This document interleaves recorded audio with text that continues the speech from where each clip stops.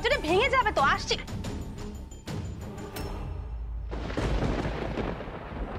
কি রে তুই এত রাত্রে?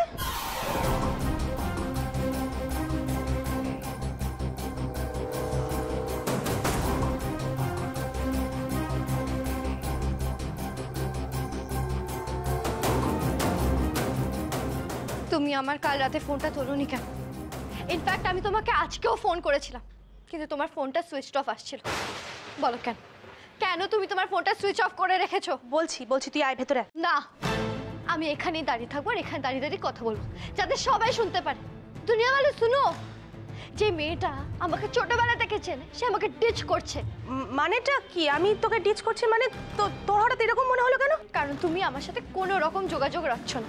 ইনফ্যাক্ট তুমি তোমার ফোনটাকে সুইচ অফও করে রেখেছো। এইভাবে যখন আমাকে অ্যাভয়েড করছো, তাহলে নিশ্চয়ই কোনো রিজন আছে এটা।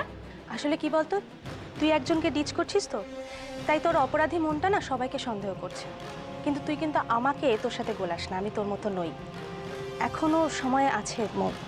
তুই যেটা করছিস সেটা কিন্তু ঠিক নয়, সেটা একটা ভয়ঙ্কর অপরাধ। তুই তুই কেন নিজের ক্ষতি নিজে করছিস বলতো?